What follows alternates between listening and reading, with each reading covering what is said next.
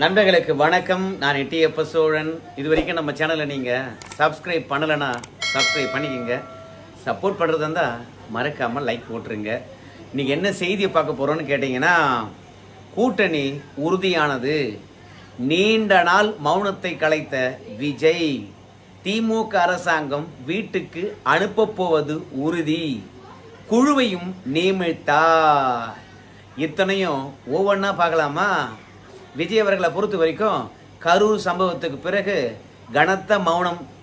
ஆனால் சமூக வலைத்தளத்திலும் சரி, மெயின் ஸ்ட்ரீம் மீடியாவிலும் சரி, அதிமுக மற்றும் பாஜக கூட்டணியில் விஜய் அவர்கள் வந்து இணைய போறார் அப்படின்ற பேச்சானது அடிபட்டது. ஆனால் விஜய் அவர்களை பொறுத்த வரைக்கும் உறுதிப்படுத்தவே இல்லையே அப்படின்னு எல்லாருமே சொன்னாங்க. ஆனால் தேர்தல் நெருக்கத்தில் தான் வந்து கூட்டணி பற்றி விரிவாகவும் வெளிப்படையாகவும் பேசுவாங்க. ஆனால் சில அறிக்கைகள் விடுகின்ற போதும் சரி, பேட்டி அளிக்கின்ற போதும் சரி, தவேகா எந்த திசையை நோக்கி போகுது என்பதை பற்றி நாம நல்லாவே உணர்ந்து கொள்ளலாம். அப்படிதான் விவசாயிகளுக்காக முதன்முறையாக தன்னுடைய மௌனத்தை கலைத்து அறிக்கை வெளியிட்டிருக்கின்றார் விஜய். அந்த அறிக்கையில தான் வந்து திமுக அரசாங்கமானது நிச்சயமா வீட்டுக்கு அனுப்பப்படுவது உறுதி என்று சொல்லியிருக்கின்றார். தவேகா வீட்டுக்கு அனுப்போம் அப்படின்னு சொல்லல. ஆனா மொட்டையாக திமுக அரசாங்கமானது வீட்டுக்கு அனுப்பப்படுவது உறுதி அப்படின்னு நடிகர் விஜய் அவர்கள் வந்து சொல்லியிருக்கின்றார். அப்போ ஏதோ ஒரு முடிவுக்கு வந்திருக்கின்றார். ஏன்னா கடந்த காலங்கள்ல இவ்வளவு கான்பிடென்டா வந்து அவரு சொன்னது கிடையாது. திமுகவுக்கும் தவேகாவுக்கும் மட்டும்தான் போட்டி என்று சொல்வாரு. திமுகவை வீழ்த்த போவது தவேகா தான், அடுத்தது ஆட்சியை நாம் அமைக்க போகின்றோம் என்று சொன்னது கிடையாது. 4 மாவட்டங்கள்ல பிரச்சாரம் பண்ணியிருக்கின்றார். அப்பொழுதெல்லாம் திமுக ஆட்சி வீட்டுக்கு அனுப்பப்படுவது உறுதி என்று சொல்லல. ஆனா இப்ப சொல்லியிருக்கின்றார் என்றால் ஏதோ ஒரு சமரசத்துக்கு அவர் வந்திருக்கிறார் என்பது மட்டும் நன்றாக தெரிகிறது.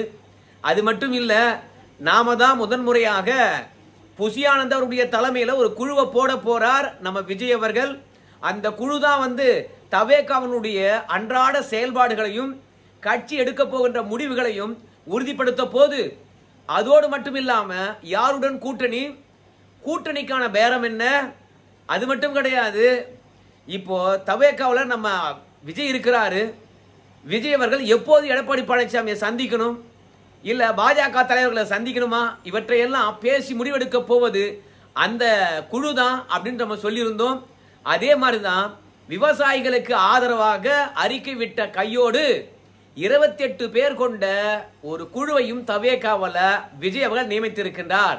நாம சொன்ன மாதிரியே அந்த குழுவுக்கான செயல்பாடுகளையும் வரையறுத்து இருக்கின்றார்.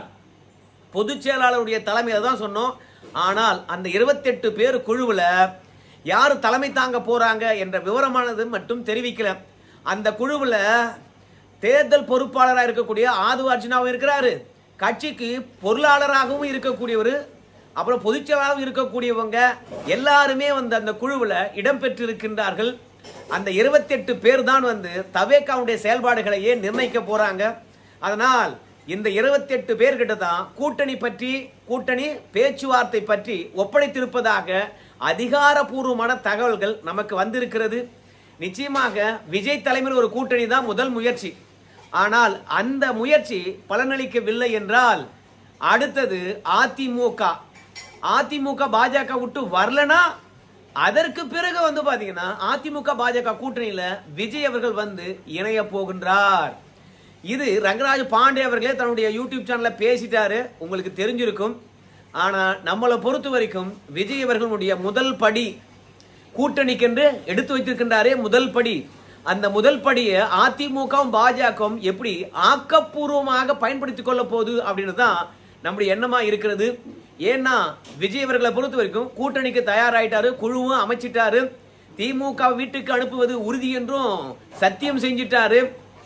இப்படி இருக்கின்ற தருணத்துல இந்த திமுகவினுடைய தொங்கு சதைகளை பொறுத்த வரைக்கும் விஜயை சூடேற்றுவார்கள், அதிமுகவை சூடேற்றுவாங்க, பாஜகவை சூடேற்றுவாங்க. அப்படி சூடேற்ற தவேகாவை அதிமுகவை விமர்சனம் பண்ணுகின்ற நிலைக்கு கொண்டு வந்துருவாங்க. அப்படி இல்லைன்னா அதிமுகவை தவேகா விமர்சனம் பண்ணுகின்ற அளவுக்கு கொண்டு வந்துருவாங்க. அதுதான் இன்னைக்கு ஊடகத்துல பத்திரிகையாளர்கள் என்று உட்கார்ந்துகிட்டு விவாதத்துல தமிழகம் உருப்படுவதற்காக ஒரு கூட்டணி உருவாக போது அதை கெடுத்துக்கிட்டு இருப்பாங்க. இந்த சூழ்ச்சியெல்லாம் எப்படி அதிமுக பாஜக எல்லாம் கையாள போதுன்னு நமக்கு தெரியல. ஏன்னா விஜய் அவர்களை பொறுத்த வரைக்கும் அரசியலுக்கு புதியவர், அவரு உணர்ச்சி வசப்பட வாய்ப்பு இருக்கிறது. ரெண்டாவது முதல் தேர்தலை சந்திக்கிறார், அதனால தன்னுடைய பலம் என்ன என்பதை நம்ம பார்த்துருவோம். அப்படின்னு விஜய் அவர்களை பொறுத்த வரைக்கும் தனித்து போவதற்கு தான் வாய்ப்பு இருக்கிறது. ஆனாலும் விஜய் மனதில் பெரிய மாற்றம் வந்திருப்பதாக அரசியல் விமர்சகர்கள் சொல்றாங்க. அறிக்கை வெளியிட்டிருப்பதை படித்துவிட்டு பல திமுக ஆதரவாளர்களே மெயின்ஸ்ட்ரீம் மீடியாவிலே சொன்னாங்க, விஜய் அவர்கள் கூட்டணிக்கு தயாராயிட்டாரு, அந்த கூட்டணி திமுகவை வீழ்த்த வேண்டும் என்ற கூட்டணி தான். ஆனா அப்படி ஒரு கூட்டணி அமைய வேண்டும் என்றால் அதிமுக கூட்டணி தான் அமையணும். அதை நோக்கி தான் விஜய் போறாரு, அதுல எந்த விதமான சந்தேகமும் கிடையாது. அது மட்டும் கிடையாது, நேற்று சீமான் அவர்களை பொறுத்த வரைக்கும் ஊடகத்தில் பேட்டி அளிக்கின்ற போது ஒரு விஷயத்தை தெளிவாகவே சொல்லியிருப்பாரு. பாஜக சிபிஐ மூலமாக விஜய் அவர்களை காப்பாற்றுகிறது. எப்படி காப்பாத்துது அப்படின்னு சொல்லும் பொழுது, சிபிஐ ஆனது கரூர் வழக்கை கையில் எடுத்துருச்சு. ஆனால் சிபிஐ ஆனது இந்த வழக்கை கையில் எடுக்காத பொழுது புஷி ஆனந்த் அவர்களும் சரி, ஆதவ் அர்ஜுனா அவர்களும் சரி, நிர்மல்குமார் அவர்களும் சரி, மற்றபடி மாவட்ட பொறுப்பாளர்களாக இருந்தாலும் சரி, முன்ஜாமீன் கேட்டு ஒவ்வொரு நீதிமன்றமாக ஓடினாங்க. ஆனா சிபிஐ கிட்ட வழக்கு போன பிறகு எங்களுக்கு முன்ஜாமீனே வேண்டாம், நாங்க இந்த மனுவை திரும்ப பெற்றுக் கொள்ளுகின்றோம் அப்படின்னு சொல்லிட்டாங்க. அப்படின்னா சிபிஐ ஆனது இவங்களை காப்பாத்துதா இல்ல காலவாரி விடுதா? அது மட்டும் கிடையாது, 20 லட்சம் வந்து பாத்தீங்கன்னா நம்ம விஜய் அவர்கள் கொடுத்துட்டாரு. 20 லட்சம் வந்து பாத்தீங்கன்னா பாதிப்படைஞ்சவங்க வாங்கிட்டாங்க. இப்போ சிபிஐ ஆனது பாதிப்படைஞ்சவங்க கிட்ட போயிட்டு விசாரித்தால் என்ன சொல்லுவாங்க? 20 லட்சத்துக்கு நன்றி உள்ளவங்களா இருப்பாங்களா, இல்ல விஜய் மீது இருக்கக்கூடிய தப்பை சுட்டி காட்டுவாங்களா? கரூருக்கு விஜய் வந்ததுனால தானே இந்த பிரச்சனை வந்தது. அப்ப இந்த சம்பவத்துக்கு விஜய் அவர்கள் முழு பொறுப்பேற்கணுமா இல்லையா? ஆனா தமிழக அரசாங்கமும் வந்து விஜய் அவர்கள் அதிமுக கூட்டணிக்கு போறாரு இல்ல பாஜக கூட்டணிக்கு போறாரு என்பதை தெரிந்து கொண்டுதான் விஜய் பேரை கரூர் சம்பவத்துல எஃப்ஐஆர்ல சேர்க்கவே இல்லை. அந்த அளவுக்கு எல்லாமே அரசியல் கணக்கு தான் அப்படின்னு அழுத்தம் திருத்தமா சொல்லியிருக்கிறாங்க. 20 லட்சம் பாதிப்படைந்தவங்களுக்கு போறதுக்கு முன்பாகவே சிபிஐ ஆனது வந்து விசாரித்திருந்தால் ஒருவேளை கரூர்ல என்ன நடந்தது என்பது பற்றி உண்மை தெரிஞ்சிருக்கும். ஆனா 20 லட்சம் கொடுக்கட்டும், அதற்கு பிறகு சிபிஐ போய் விசாரிக்கட்டும் என்று சிபிஐ ஆனது காலம் கடத்தியது. இப்போ விஜய் அவர்களை பொறுத்த வரைக்கும் காப்பாற்றப்பட்டு விட்டார், கட்சிக்காரங்களும் காப்பாற்றப்பட்டு விட்டுட்டாங்க. அப்புறம் இனிமே ஜோரா வந்து பாத்தீங்கன்னா பாஜக கூட்டணிக்கு தான் விஜய் போக போறாரு. அவர் போக மாட்டாருன்றதுக்கான உத்தரவாதம் எதுவுமே இல்லை என்று சீமானும் அடித்து சொல்லி இருக்கின்றார். அது மட்டும் கிடையாது, விஜய எந்த அளவுக்கு இறங்கி காப்பாற்ற முடியுமோ அந்த அளவுக்கு அதிமுகவும் இறங்கி காப்பாற்றி இருக்கிறது, பாஜகவும் இறங்கி காப்பாற்றி இருக்கிறது. இப்ப மட்டும் கூட்டணிக்கு நான் போல என்று எதிர்மறையா பேசினார்னு வச்சுங்களேன், 2 விஷயங்கள் நடக்கும். ஒன்னு, கட்சி நிர்வாகிகள் வரிசையாக வந்து பாத்தீங்கன்னா சிபிஐ வழக்கில் மாட்டிடுவாங்க. ஏன்னா நிர்மல்குமார் அவர்களுக்கும் சரி, அதற்கு பிறகு ஆதவ் அர்ஜுனா போன்றவங்களுக்கும் வந்து சிபிஐ ஆனது சம்மன் அனுப்பி இருக்கிறது. ஸோ இந்த சம்மன் வந்து பாத்தீங்கன்னா விஜயை பயமுறுத்தி வச்சிருப்பதற்காகத்தான். ஒருவேளை கூட்டணி இல்லை என்று சொன்னாங்கன்னா ஆதவ் அர்ஜுனா, நிர்மல்குமார் போன்ற நிர்வாகிகளுக்கு சம்மன் அனுப்புறாங்க தெரியுமா? அதன் மூலமாக சில விஷயங்களை கண்டறிந்தோம். இந்த பிரச்சனைக்கு நிர்வாகிகளும் விஜய் தான் காரணம் என்று சொல்லிட்டு வழக்க போட்டு உள்ள தூக்கி போட்டுருவாங்க. அதனால சிபிஐ பொறுத்த வரைக்கும் இப்ப காப்பாத்தின மாதிரி காப்பாத்தி கடைசியில விஜய் அவர்கள் உள்ள தூக்கி போட்டுருவாங்க. அதனால கூட்டணிக்கு வரமாட்டேன் என்று அவரால் சொல்லவே முடியாது. நிச்சயமா அவர் கூட்டணிக்கு வந்துத்தான் ஆக வேண்டும் அப்படின்றத தெல்ல தெளிவாகவே வந்து நேற்று சீமான் சொல்லிட்டாருங்க. ஏன்னா கரூர் சம்பவத்துல பாஜகவும் அதிமுகவும் அந்த அளவுக்கு காப்பாற்றிருக்கிறாங்க. ஏன்னா விஜயுடைய நிர்வாகிகள் அமைதியா இருந்தாங்க. ரெண்டாவது விஜயனுடைய தொண்டர்களும் ரசிகர்களும் அமைதியா தான் இருந்தாங்க. ஆனால் அரசியல் களத்துல அனுபவப்பட்ட அதிமுக நிர்வாகிகளும் எடப்பாடி பழனிசாமியும் எந்த அளவுக்கு திமுக வந்து பாத்தீங்கன்னா பழி சுமத்தத விஜய் மீது படாத அளவுக்கு எப்படி பேச வேண்டுமோ அப்படி பேசினாங்க. விஜயுடைய இமேஜ் குறையாத அளவுக்கு காப்பாத்துனது யாருன்னு கேட்டீங்கன்னா அதிமுகவினர் தான். இல்லனா திமுகவுடைய புரபகண்டா வந்து பாத்தீங்கன்னா ஊடகத்தின் மூலமாக முன்னெடுக்கப்பட்டு விஜய யாரு தூக்கி கொண்டாடினாங்களோ அவங்களே வெறுத்து ஒதுக்குற மாதிரி கொண்டு போய் சேர்த்துட்டு இருப்பாங்க. விஜய் மீது வெறுப்பு வராததுக்கு காரணம் அதிமுக பாஜகவினர். இன்னும் அழுத்தம் திருத்தமா சொல்ல போனோம்னா நம்ம ரங்கராஜ் பாண்டே அவர்கள் தான். பல கிரிட்டிக்கலான கேள்வி இருக்கு இல்லையா, அந்த கேள்விகளுக்கெல்லாம் விஜயாலேயோ இல்ல விஜயனுடைய நிர்வாகியாலேயோ பதில் சொல்ல முடியாது. ஆனால் அரசியல நன்றாக கற்ற ரங்கராஜ் பாண்டே அவர்கள் வந்து பாத்தீங்கன்னா விஜய்க்காக ஒவ்வொரு நாளும் ஆதரவாக பல ஊடகங்கள்ல பேசினாரு, அவருடைய யூடியூப் சேனல்ல பேசினாரு. ஸோ அத்தனையும் விஜய் பேசுறது மாதிரியே இருந்தது. ரெண்டாவது, விஜயுடைய நிர்வாகிகள் பேசினா கூட அந்த அளவுக்கு தெல்ல தெளிவாக விஜய் இமேஜ் கெடாத அளவுக்கு பேசுவாங்களான்னு கேட்டீங்கன்னா பேச முடியாது, அந்த அளவுக்கு பேசினாங்க. ஸோ மொத்தத்துல பாஜக யார் மூலம் விஜயனுடைய இமேஜை காப்பாற்ற முடியுமோ அவங்க மூலமாக விஜயை காப்பாத்தி விட்டுருக்காங்க, இமேஜையும் காப்பாத்திருக்காங்க. இப்படி இன்னைக்கும் விஜய் அவர்களை கொண்டாடுகின்ற நிலைக்கு தக்க வைத்திருக்கின்றார் என்றால் அதுக்கு பாஜக அதிமுக தானுங்க. இல்லனா திமுகவுக்கு அடிமையா இருக்கின்ற ஊடகமானது விஜய் அவருடைய இமேஜை ஒண்ணுமில்லாம ஆக்கிட்டு இருப்பாங்க. அதுலயும் 30 நாளைக்கு மேலாக நிர்வாகிகளும் விஜயும் அமைதியா இருந்தாங்கன்னா கட்சி இருக்குதா இல்லை என்ற அளவுக்கு கொண்டு போய் இனி தேர்தலுமானா கட்சியுமானா கழிச்சுட்டு போயிடலாண்டா அப்படின்னு எண்ணம் தான் நம்ம விஜய்க்கு வருகின்ற மாதிரி உருவாக்கிட்டு இருப்பாங்க. அதுலயும் திமுக பொறுத்த வரைக்கும் பல பிரபகண்டாவை பண்ணாங்க. விஜய் அவர்கள் வந்து பாத்தீங்கன்னா விடை பெறுகின்றார் அரசியல் இருந்துன்னு ஒரு செய்தி. ரெண்டாவது, கட்சியை கலைக்க போகின்றார் என்று ஒன் இந்தியாவில் ஒரு செய்தி.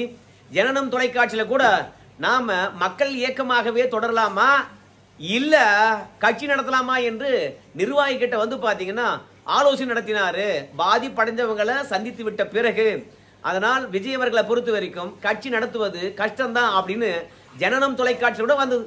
சோ இவையெல்லாம் மக்கள் மனங்கள்ல போய் சேராம விஜய் அவர்கள் புயலென புறப்பட்டு வருவார், கவலைப்படாதீங்க என்று அவருடைய ஆளுமையை காப்பாற்றி வச்சது பாஜக அதிமுக. சோ இதுக்கு நன்றி கடன் பட்டவர் வந்து பாத்தீங்கன்னா விஜய் அவர்கள். அதனால தான் எனக்கு தெரிஞ்சு குழு போட்டிருக்காரு. சரி, எல்லாம் சரிதானப்பா, விவசாயிகளுக்கு ஆதரவாக அப்படி என்ன அறிக்கை வெளியிட்டு இருக்காரு அப்படின்னு சொல்லுகின்ற போது விஜய் என்ன சொல்றாருன்னு கேட்டீங்கன்னா, திமுக அரசாங்கமானது இப்பதான் ஆட்சிக்கு வந்திருக்குதா, எத்தனை முறை மழை பெஞ்சிருக்குது, அந்த மழையில வருஷம் நெல் வீணாவதா இல்லையா, முதல் மழை எப்ப பெய்யும்னு பார்த்து அதற்கு முன்பாகவே வந்து நெல்லை ஒட்டுமொத்தமாக பாதுகாத்து இருக்கணுமா இல்லையா. சரி, மழை வந்தாச்சு, நனைஞ்சு போயாச்சு, அதை கொள்முதல் பண்ணி முளைக்காம அரைக்கிறதுக்காவது வந்து பார்த்தீங்கன்னா சரியா அனுப்பி வச்சிருக்கணும். அனுப்பி வச்சிங்களா? அனுப்பி வைக்கல. ரெண்டாவது, மழையில நெல் நனைஞ்சதோ நனையிலையோ கொள்முதல் பண்ண உடனே பாதுகாப்பதற்கான ஓடாரங்கள் அமைச்சிங்களா? எதுவுமே பண்ணலையே. ஏன் உங்களுக்கு அனுபவம் இல்லையா? இல்ல விவசாயிகளுடைய நெல் தான் போனா போட்டுன்னு சொல்லிட்டு விட்டுட்டீங்களா? ஆனா விவசாயிகளை பொறுத்த வரைக்கும் அந்த நெல்லை போட்டு அந்த நெல்லில் வருகின்ற காசுல தான் அவன் வாழ்க்கையை ஓட்டுறான். அடுத்த முறை பயிரிடுவதற்கு அந்த காசு தான். விவசாயிகளுடைய ஒரே ஒரு ஆதாரம் என்னன்னு கேட்டீங்கன்னா உழைப்பும் இந்த விளை பொருட்களும் தான். அதையே வீண் பண்ணிட்டீங்கன்னா அந்த விவசாயி எக்கேடு போவான். யார் காப்பாத்துவாங்க? உங்களுக்கு எல்லாம் பொறுப்பே இல்லையா அப்படின்னு சொல்லிட்டு நிலத்துல தண்ணி தேங்காம இருப்பதற்கு என்ன வழி பண்ணிருக்கீங்க? இல்ல வாய்க்கால்ல தண்ணி வடிகிற மாதிரி வாய்க்கால தூர்வாரி இருக்கீங்களா? இல்ல கொள்முதல் பண்றதுக்கு முன்பாக நெல்லை கொண்டு வந்து பாதுகாப்பாக விவசாயம் வைப்பதற்கு ஏதாவது இடம் பண்ணிருக்கீங்களா? எதுவுமே பண்ணல. நீங்க பாட்டு விட்டீங்க, விவசாயிகளுடைய நெல்லு தானே முளைச்சிட்டு போட்டோம் அப்படின்னு விட்டீங்க. அப்படிதானுங்களே அப்படின்னு சொன்னவரு எப்படி விவசாயிகளுடைய நெல்லானது மூட்டையிலேயே முளைச்சி வந்துருச்சோ அதே மாதிரி தமிழக மக்கள் மனங்களிலும் திமுகவுக்கான எதிர்ப்பு நல்லா வளர்ந்திருக்கிறது. அந்த எதிர்ப்பு 2026 திமுகவை வீட்டுக்கு அனுப்புவதற்கான வேலையை பார்க்கும். அதனால நிச்சயமாக திமுக வீட்டுக்கு அனுப்பப்படுவது உறுதி அப்படின்னு அடித்து சொல்லியிருக்கின்றார். விவசாயிகளுடைய கோபம் மட்டுமல்ல, ஒட்டுமொத்த தமிழக மக்களுடைய கோபமும் திமுக மீது தான் வரப்போகுது அப்படின்னு சொல்லிட்டு இனிமேலாவது வந்து பாத்தீங்கன்னா நான் டெல்டாக்காரன் என்று விளம்பரப்படுத்தாதீங்க. உண்மையாகவே டெல்டாக்காரனா இருந்தா மழைக்காலம் இப்பதான் தொடங்கி இருக்குது. இன்னும் மழைக்காலமானது இன்னும் 2 மாசம் இருக்குது. இந்த 2 மாசம் காலத்திலேயாவது வந்து பாத்தீங்கன்னா விவசாயிகளுக்கு எந்த விதமான பாதிப்பு இல்லாத அளவுக்கு முன்னேற்பாடுகளை செய்யுங்க. அப்படி செய்யலன்னு வச்சுங்களேன் உங்க ஆட்சி மீண்டும் வராது அப்படின்னு விஜய் அவர்கள் குறிப்பிட்டு இருக்கின்றார். மொத்தத்துல விவசாயிகள் பக்கம் நின்று ஒரு அறிக்கை வெளியிடக்கூடாதா? ராமதாஸ் கூட அறிக்கை வெளியிடுறாரு, உங்களால வெளியிட முடியாதா அப்படின்னு நாம நேற்று தான் ஒரு வீடியோ போட்டிருந்தோம். ஏதோ ஒரு நிர்வாகி இந்த வீடியோவை பார்த்திருப்பார் போல இருக்குது. அதனால விஜய் கிட்ட சொல்லியிருப்பாங்க போல இருக்குது. அதனால அறிக்கை வெளியிட்டு இருக்காங்க. சரி, நாம கரூர்ல பாதிப்படைஞ்சவங்களை பார்த்துடணும். அவனுடைய என்ன ஓட்டமானது எப்படி இருக்குன்னு நம்ம தெரிஞ்சுக்கணும். அதற்கு பிறகுதான் நம்ம அரசியல் களத்தை எப்படி பயணிக்கலாம் என்று விஜய் முடிவெடுத்திருப்பார் போல இருக்குது. ஆனா வந்திருந்தவங்க அத்தனை பேரும் வந்து விஜய்க்கு ஆதரவாக இருந்தாங்க. அதுலயும் விஜயை பொறுத்த வரைக்கும் காலில் விழுந்து மன்னிப்பு கேட்டு விட்டார். கடைசி வரைக்கும் குடும்பத்துக்கு ஆறுதலா இருக்கிறேன் என்று உறுதிமை அளித்திருக்கின்றார். இதற்கு மேல் அவங்களுக்கு என்ன வேணும்? அதனால அவங்க தந்த பாசிட்டிவ் எனர்ஜி வந்து பாத்தீங்கன்னா திமுகக்கு எதிராக கடுமையாக வந்து விமர்சனம் செய்திருக்கின்றார், விவசாயிகளை அடிப்படையாக வச்சு. ஏன்னா உலகத்துக்கே சோறு போடுறவன் உழவன் தான். அவனுடைய வாழ்வாதாரத்தை இந்த திமுக அரசாங்கத்தால காப்பாற்ற முடியாம வெற்று விளம்பர ஆட்சி மட்டும் நடத்தியிருந்தா எந்த மக்கள் வந்து பாத்தீங்கன்னா திமுகவை நம்புவாங்க. அதனால விஜய் புரிஞ்சுக்கிட்டாரு. ஸோ விவசாயிகளுக்காக ஒரு அறிக்கை அற்புதமா தயார் பண்ணியிருந்தாங்க. ரெண்டாவது ரங்கராஜ் பாண்டே அவர்கள் ஒரு கருத்தை சொல்லியிருந்தாரு. என்ன கருத்து என்றால், ஒரு காலத்துல விஜய் அவர்கள் சிஎம் ஆக வேண்டும் என்று அவங்க தொண்டர்களும் நிர்வாகிகளும் நினைச்சாங்க. ஆனா இன்னைக்கு நிலைமை அப்படியே மாறி இருக்கிறது. என்ன தெரியுமா? மீண்டும் திமுக ஆட்சிக்கு வந்துவிடக் கூடாது என்ற நிலைமையில தான் அவங்க தொண்டர்களும் நிர்வாகியும் இருக்கிறாங்க. விஜயை பொறுத்த வரைக்கும் 2031 கூட சிஎம் ஆகலாம், 2036 கூட சிஎம் ஆகலாம். ஆனா இப்போ திமுகவை ஒழிக்கணும் அப்படின்னு அவங்க தொண்டர்களும் நிர்வாகியும் முடிவெடுத்திருப்பதனால நிச்சயமாக அதிமுக கூட்டணிக்கு வருவாரு அப்படின்னு சொல்லியிருக்கின்றாரு. கடைசியா என்னுடைய கருத்து என்ன தெரியுமா? கூட்டணி வச்சா கட்சி அழிஞ்சிடும் அப்படின்னு சொல்றாங்க. ஆனால் பாஜக எல்லா மாநிலத்திலையும் கூட்டணி வச்சுதான் ஆட்சி கட்டலுக்கே வந்திருக்குது, தனிப்பெரும் கட்சியாக வளர்ந்திருக்குது. அதுக்கு திறன் இருக்கின்ற போது விஜய் கூட்டணி வச்சாருன்னா அவர் கட்சி வளர்க்க முடியாதா? அவர் ஆட்சிக்கு வர முடியாதா? ஏன் ஏமாத்திட்டு இருக்கீங்க? அதனால்தான் நான் சொல்றேன், கூட்டணி என்பது விஜயனுடைய பாதுகாப்பு அம்சம். கன்ஃபார்மா 50 எம்எல்ஏக்கள் வருவாங்க. அதை தவிர்த்து விட்டு எவனும் அரசியல் களத்தில் ஆட்சி அமைக்க முடியாது. கிங் மேக்கரா இருக்க மாட்டாரு. 50 எம்எல்ஏக்களா இருந்தா அவர் கிங்கா கூட வரலாம். அதாவது முதலமைச்சர் உருவாக்குன்ற ஆளா இல்லாம முதலமைச்சரா கூட வரலாம். 50 எம்எல்ஏ கையில் இருந்தா பார்த்து புரிஞ்சுக்குங்க. முதல்ல எம்எல்ஏக்கள் தான் வேண்டும். அப்புறம் தவேகா அவருடைய விருப்பம். சரி நண்பர்களே, இந்த வீடியோ பற்றிய கருத்துக்கள் நீங்க சொல்லுங்க. நன்றி.